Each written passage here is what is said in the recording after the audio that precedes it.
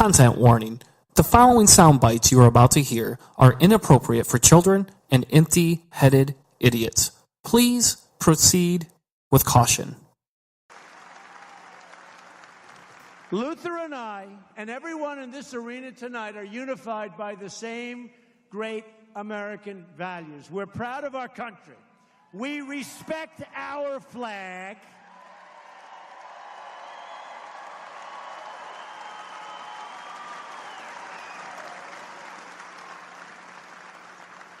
Wouldn't you love to see one of these NFL when somebody disrespects our flag?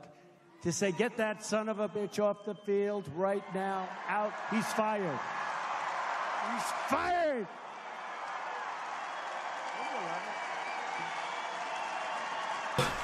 Fuck you! Fuck you! Fuck you! Fuck you! Fuck you! Fuck you, fuck you, fuck you, fuck you, fuck you, fuck you, fuck you! Fuck you to all you 13, 14, and 15. This is a dream, and you have a safe full of secrets. I need to know what's in that safe. In order for this all to work, you need to completely let me in. This is our opinion show.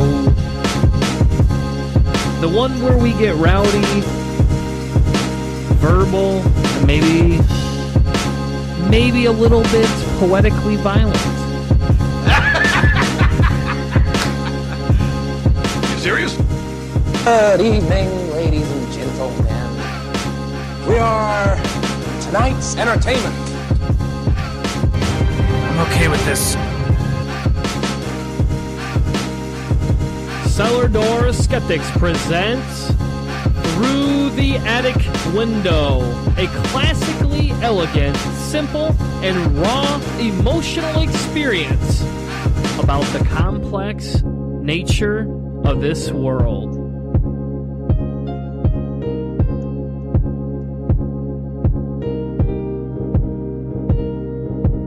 And welcome to another episode of Through the Attic Window. So we apologize for that intro. Actually, we don't. I don't apologize for the intro. I just can't. No apology. There's no apology here. I you know, and it's funny because who would have thought kneeling, a form of protesting, very peaceful of all things, would actually be the brunt of Trump's weird speech, I guess is the nicest way to put it. He's still campaigning. He there's 3.5 years left, buddy. Like, if you're campaigning now, we've already got problems. But you're campaigning and calling people, the NFL, out to fire them. Makes no sense to me. Makes no sense. Anyway, welcome to the opinion show of Cellar Door Skeptics. We are doing this tonight in replacement of our 100th year episode. Or not 100th year, 100th episode. 100 years, man. And we wanted to spend a little bit more time prepping our 100th episode, in all fairness, and we have some announcements, some directional changes that we are going to announce next week for the show. But this week, with my work schedule, Hannah's work schedule, we wanted to get something out, but we wanted to make sure that we had plenty of time to prep for our 100th year or 100th anniversary episode, and we wanted to make it something special. So we're going to have a little bit of a direction style change. We're going to try and add some more flavor into the show. And so anyway, so we're doing a mini episode because we just couldn't help ourselves, because I feel that Trump is stirring shit up for no reason. That's what I feel.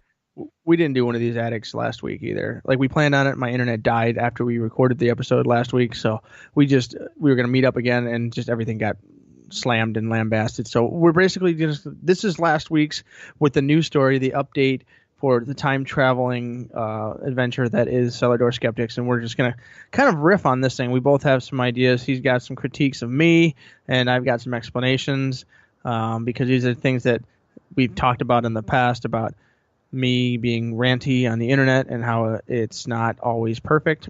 And then obviously just we're going to talk about the overall why is this absurd that we're all yelling about this? Why is it absurd that Donald Trump is yelling about this? And is he really planning this all from the beginning, or is this just him embracing chaos and just using it to his advantage? Yes. So last Friday, you heard part of a speech that he gave where he criticized the people that did not want to stand up for the anthem. And then on Sunday, and I'll be honest, I'm not as big a football fan as I used to be, but on Sunday, a lot of the different teams had players that protested this. And even on Monday night, they had one of the coaches protesting right along with them. Some of the owners even got down on the ground with the players and stuff. So, like, I mean, some teams didn't even come out during the anthem at all. That was like that. So I don't know. There's a lot of feedback, a lot of reaction, I guess. Yes. And one of Trump's latest tweets before we recorded the episode said, Mr. Trump weighed in on Twitter saying he approves of all players locking arms, but declaring that kneeling during the anthem was not acceptable. Now, why is that, Mr. Trump? Why? Yeah. And I don't agree with you that it's a distraction tactic. But we can get into that in a minute. Yeah. So the whole reason, for anybody who doesn't know, is the reason they're kneeling is because they're protesting police brutality against minorities, specifically Black African Americans. And if you've been watching the news and if you listen to our show at all, you know that is happening. You can see it happening. You can see a disproportional amount of violence. And it's not even just the violence and police brutality and stuff like that. Like some of the things they talk about, Kaepernick talks about, is bad education for poor children in the minority classes. And I mean, there's a whole economic spectrum of things. Like it isn't just the violent stuff too. Like the Black Lives Matter group is a major portion of this, but they're also talking about all of the economic. So what we talk about is the systemic racism that we still see throughout the nation. Yep.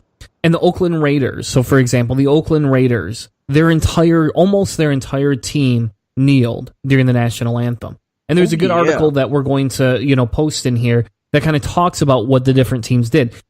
While Tom Brady did not kneel, he did lock arms in a silent protest, and he even has come out now and basically said, I very, very much disagree with Trump attacking this issue. And why do golden boy? Yeah, that's the golden white boy, the little privileged boy, that Trump has held up on a pedestal. And why would people be upset by this? Why is there this big need to feel upset about this? Because to me, the big thing here is we have a president trying to dictate what an organization should and shouldn't do. Now, I understand that everybody's entitled to their opinions. And maybe this is some Trump rhetoric that we're seeing, but I feel that Trump is pushing out more of this opinionated rhetoric than we ever got from any other president. I mean, how many times did we hear George W. Bush say, well, I don't think they should be doing that because, I don't agree with that. You didn't hear that very often, maybe once or twice, you just didn't hear that. It was always polished, or polished, not polished. It was always polished.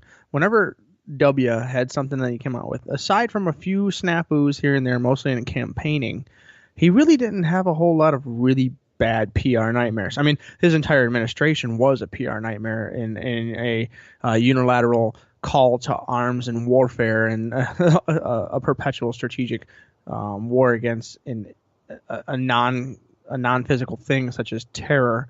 But he didn't come out and just make these huge gaffes, these giant mistakes that Trump is, mostly because he was kind of sort of groomed for this position. Trump just kind of showed up. And I believe he's kind of always been like this. I really think he has. Well, and I would agree with you. I just think nobody gave him the attention. In the one article, the New York Times article we're going to share with everybody, Julius Thomas, who previously never knelt during the anthem, knelt on Sunday. When he was asked why he did this, he says, to have the president trying to intimidate people, I want to send a message that I don't personally condone that. And I am not okay with somebody trying to prevent someone from standing up for what they think is important. Lots of people don't have a voice, and I wanted to tell those folks that they're not alone. I use my position to try and empower everybody who seeks equality. It's an important statement. That's an important statement because, before, it was just a media controversy, right? Everybody had their opinion. We argued back and forth. Personally, I almost would go to the point where I wouldn't come out for the national anthem. Now, in all fairness, every sporting event that I've been to in the last, 4 years, I leave during the national anthem. I don't stand there. I don't want to, I walk away from it. I'll go stand in the tunnel, go sit somewhere else. I can't handle the national anthem as it is because I am vehemently against, that type of nationalistic ideology. But now I'm to the point where maybe we should just burn a flag every time. Maybe we should be like, I'm not going to kneel here. I'm just going to burn a flag instead. Here, you want to talk about me kneeling on a field as a silent protest? That's part of our amendment rights. A is to be able to protest, and B, it's done nonviolently. To me, what this shows is just it feels like what Trump's done is he had the whole Seville catastrophe. He can't call out Nazis. He can't call out white supremacists. And here we have him again saying, I don't care. I'm just going to say you should be fired now. And it just kind of feels like he either doesn't comprehend that he is a closeted racist, or he's not able to accept it and embrace it because somebody in the sidelines is saying, hey, hold on. You have to temper what you're saying here, sir, because, you can't just come out and say, screw all these other people. You just can't say that. Well, he has not been like I said, a polished politician for years and years and years. It takes self-structure and willpower to hold back some of your thoughts. Every once in a while, you and I both, we will say something that we regret. I mean, that happens from time to time. And I don't think Trump has ever had to really rescind much of that, to really hold himself back. He's always been a rich kid. He's always been someone who had more. And if he said something, he could just make it go away. He can't do that anymore. I mean, it's just not something that he can do anymore. So, like, when you talk about this NFL situation, all these problems that he's having here, this is him talking off the cuff. This is a tiny snippet into who he really is. It's basically like, why are you doing that? No, you can't do that. You should be fired if you're not doing exactly what we or the owners or whoever wants. And I mean, he obviously misjudged what the owners want because surprisingly, they were very much in unison with many of the players throughout the weekend, saying, "No, pal, actually, it's okay." And it's an interesting dilemma that a lot of these are rich white people who have supported Trump and the conservative parties probably pretty heavily. And a couple of the owners actually know Donald Trump, so it's pretty cool to see that kind of pushback. But he really is, this is another glimpse into, whenever he has his written part of the speech, and then he says on many sides or those sons of bitches, like that wasn't written in them. That wasn't written in the speech. That's him. That's the tiny bit of him poking its head through the control that people like Steve Bannon and Kelly have been trying to impose on a president that just doesn't want to be, I guess, PC'd. and that's the thing here, folks. That's we can look at these things and we can all be very, upset with the president, but it's not just him. There are people out there who elected him. There are people out there who are still standing behind him. And I've had to get in arguments on Facebook even today about people wanting to say, well, we should never do this. I literally had somebody, I made a comment about how I disagreed with them saying, well, no, they shouldn't be legally allowed to do that. And I said, okay, well, now I know whose side you're on. If Trump puts an authoritarian government in place, I know you're not a safe person. And they told me I was disrespecting them. They told me that I was being aggressive with them and that I was being demeaning. And I'm like, how is that demeaning? I'm just stating a fact. If Trump creates an authoritarian nightmare, you just authorized him to do that. How do you not see that? And when you argue with some of these people, it was just like, no, screw you, middle finger, F word, all these other words. This is ridiculous. You can't do this. And well, one thing. What are you talking about? One thing about, I would just say is that one of the reasons why I think this NFL thing has really exploded more than, some of the other things about saying, like, the alt-right and the alt-left, there's bad sides and good sides of both sides of whatever sides of Donald's 20-sided races die. But in the end, really what we're seeing here is that the people who are huge NFL fans, we're seeing a really big influx. And I would say this is a lot of people who are, the NFL is like, That's Bible Belt territory. That's, the southern states, obviously the northern states too, as well as it's the national sport or whatever. But I mean, we're seeing such a huge deal out of this, and I think people recognize and understand that major league sports in the United States, baseball, there are some white guys, a lot of Latin American guys and black guys. NFL, there's a few white guys, a lot of African American gentlemen, and there's a couple from the Latin Americas, and there's a few from places like Hawaii.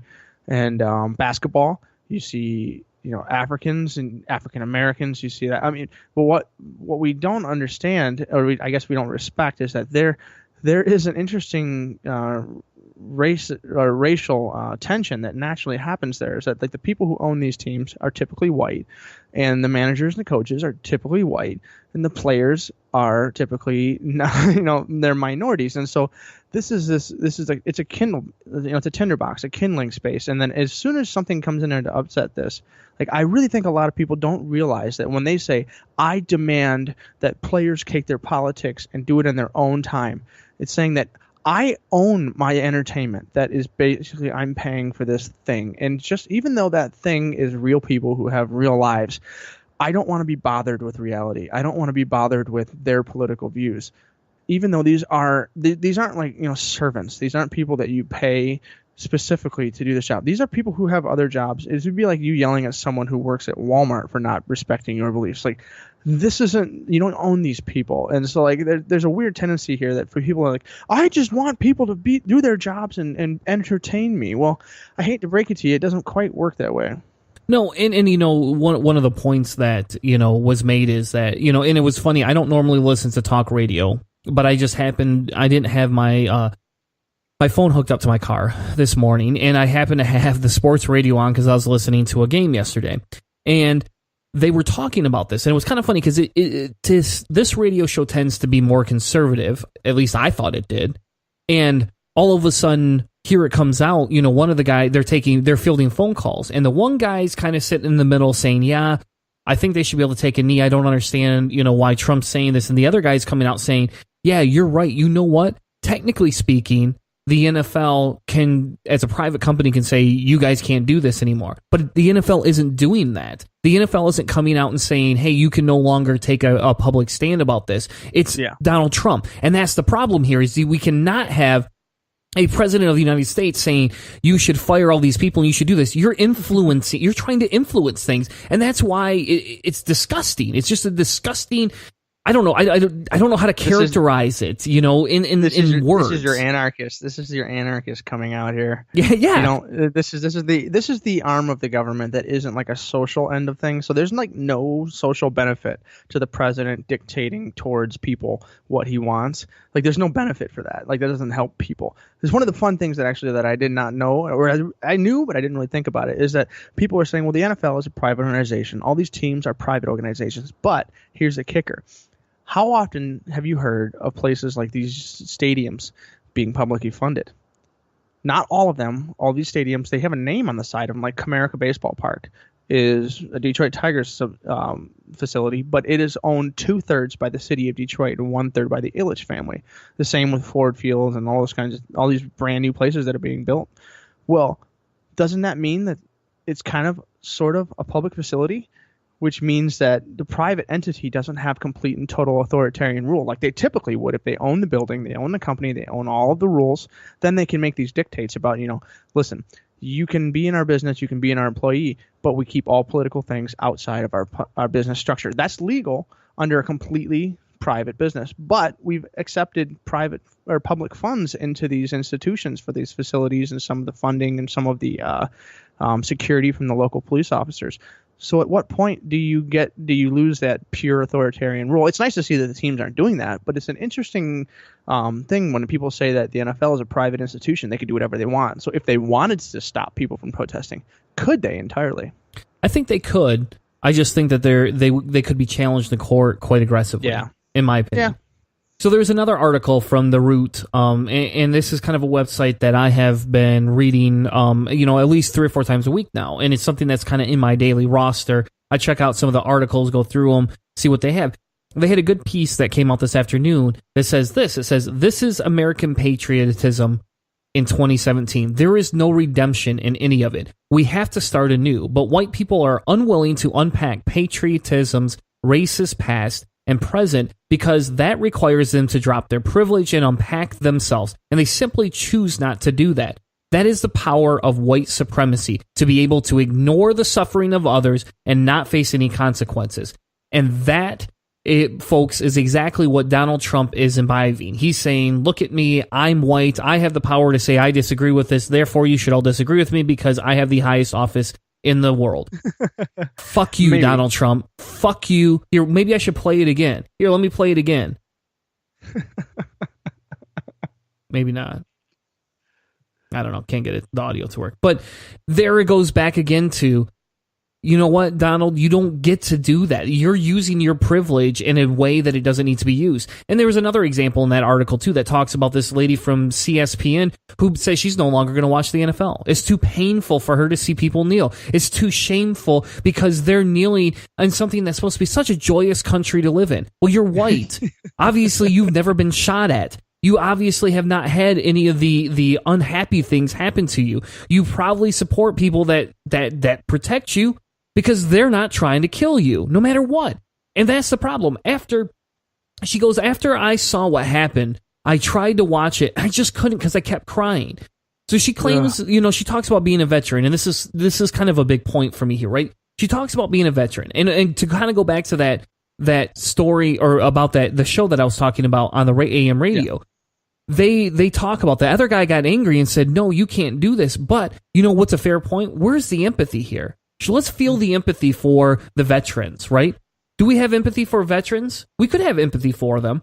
And so, it kind of made me, think about this. It says, I in some reality, right, I can empathize with those who serve their country. I can empathize with those who are upset with people who are not standing for the national anthem. I mean, it's not like when you're sitting at home, you never get off your ass and actually do that. But I can understand and empathize with people who feel this is a slight against that. I can empathize with those who've lost loved ones or who have loved ones overseas in bad areas, that this may be a disrespect to them. But I can also, personally, as an individual, empathize with those who are protesting police brutality. I empathize with the minorities who are being murdered and imprisoned at a high rate. I can empathize with those mothers who have had to hold their sons dying in the street, who have had to go to how many burials of their friends and their friends' sons. I can empathize with those people who are being murdered in violence and in cold blood because people are scared. I can empathize with an outdated educational system. I can empathize with a poor healthcare system, and I can empathize with disproportionate income divide that helps to keep minorities down, right? I can empathize both sides of that. But here's the deal, right? Does that soldier, do those people going to fight, are they fighting for some piece of cloth? Are they fighting for some stupid fucking song that we play ritualistically? They aren't fighting. I don't. Hold on. I don't know if I disagree with you. Hold on, though. I don't know if I agree with you on that. I don't think that they're completely fighting for that. And if they are, I think it's a misguided fight. They're fighting because we think we're the best nation. They're fighting because of the fact that our rights are guaranteed by the Constitution to silently protest, to peacefully protest. They're fighting for everybody to get equal rights. They're not fighting for a fucking flag. They're not fighting for a fucking song. They're fighting for these rights. So while I can empathize with those who have lost people to war, I don't empathize in the aspect of, hey, look, they fought so that somebody could silently protest issues that this country is having. And that's the problem here. That's the hugest problem.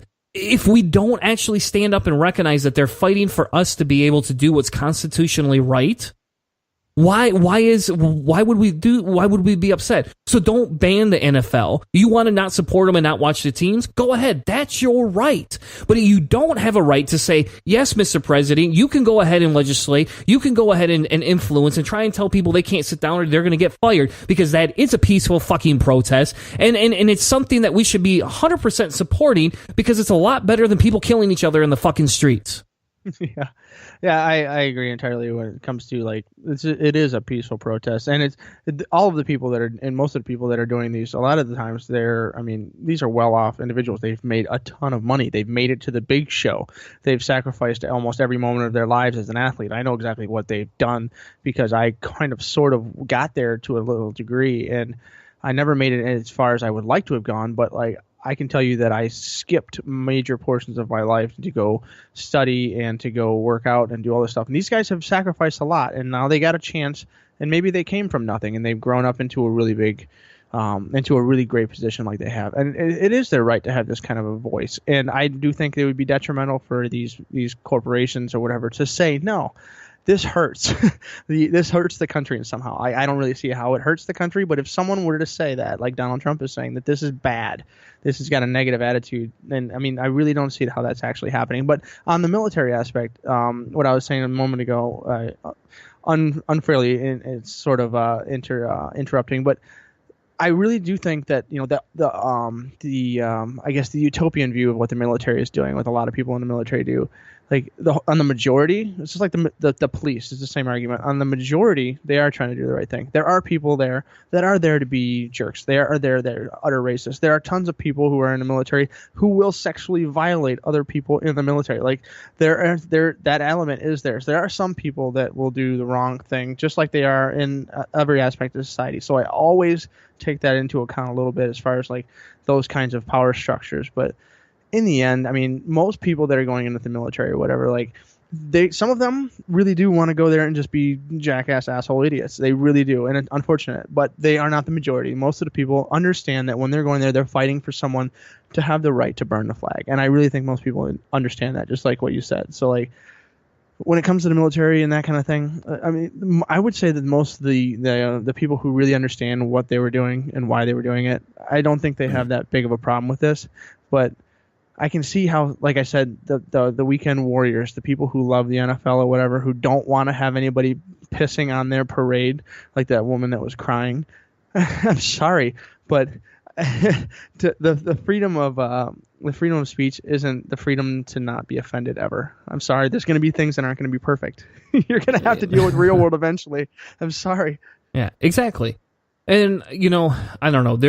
There was another article, and I kind of want to move towards the close with this, but there was, I don't know if did you hear Shannon Sharp's response to the NFL?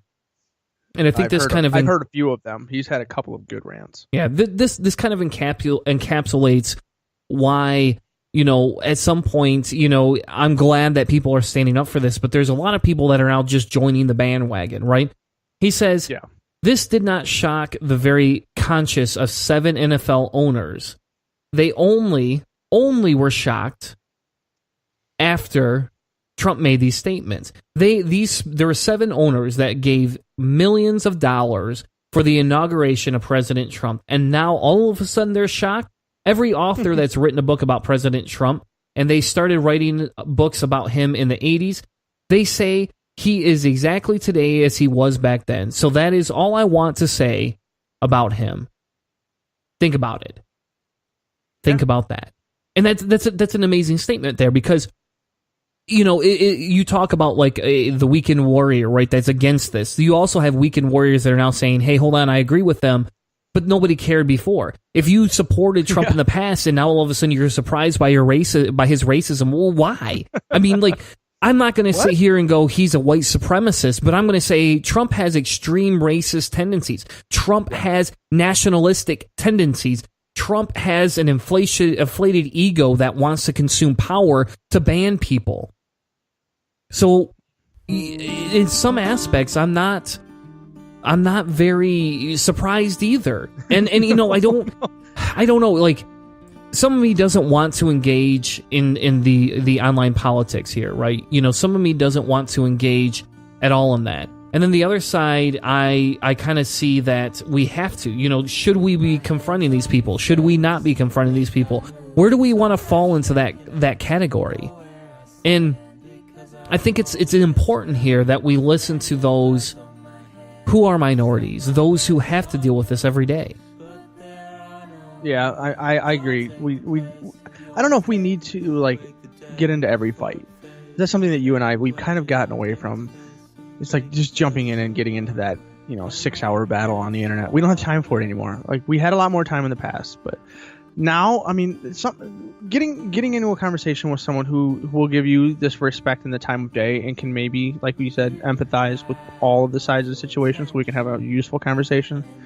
If you can find that person pretty quickly, awesome. Then we can talk about this. But until we get to some point like that, but if someone's coming out like what you said, people were saying like they were completely they were offended that you were attacking them, and by well, you may have been. I don't know what you were saying. You can get a bit testy on them internets. But I think, Hannah, to be honest, I think this is a fight that we need to take in some aspects. This is now, I mean, we mentioned this on the show before, where I actually support the kneeling. I actually support going further and protesting the whole NFL to some point and burning the flag and saying, fine, screw you guys. If you don't want to, listen or support this, then I can't support that. And I'll be honest, I've had a lot of hard time with sports ball, as you call it. But I don't think that this story should be undermined by anything else in the politics. I think we can care about this story and at the same time care about the healthcare. We can care about this. We can care about North Korea, because that's some crazy shit too. We can care about all these things. But right now, and it's kind of like, Black Lives Matter doesn't mean Black Lives only matter. It means Black Lives Matter right now, because they're the ones that are being murdered the most. They're the ones that are being suppressed the most. And I want to close on this last thing. There was a gentleman named Sincere, and he wrote this. He says, "The Pledge of Allegiance is a damn lie. Or rather, what it encourages is unreasonable, unearned, and cultish. Black's Law Dictionary defines allegiance as obligation of fidelity and obedience to government and conditions for protection that government gives." In 1965, James Baldwin debated William Buckley. The question, has the American dream been achieved at the expense of the American Negro? At the one point in the debate, Baldwin said, "In the case of the American Negro, it comes as a great shock around the age 5, 6, or 7 to discover that the flag to which you have pledged allegiance to, along with everybody else, has not pledged to allegiance to you. It comes as a great shock to discover that Gary Cooper killing off the Indians when you were rooting for Gary Cooper, that the Indians were you. It becomes a great shock to discover that the country, which is your birthplace and to which you owe your life and your identity, has not, in its whole system of reality, evolved any place for you. Why would I swear allegiance to a government and a nation erected on stolen land that perpetuates anti-black policies, social standards, stratification, stereotypes, and culture? It's precisely these oppressive elements informing U.S. culture and social institutions that perpetuate and rationalize racial injustice and police brutality. And this is exactly why Kaepernick and others of a similar mind of him chose to passively protest the pledge. At first, this protest, Kaepernick said, "I am not going to stand up to show pride to a flag for a country that oppresses black people and people of color. This country's established history and present status quo demonstrates to me that it is not and currently does not pledge to regard and protect me or the citizens that look like me in any consistent and just way. In fact, one could argue the opposite is true." Please remember that in your daily lives. Thank you very much. We'll be back next Tuesday with our 100th episode of Cellar Door Skeptics. Have a great night, everyone.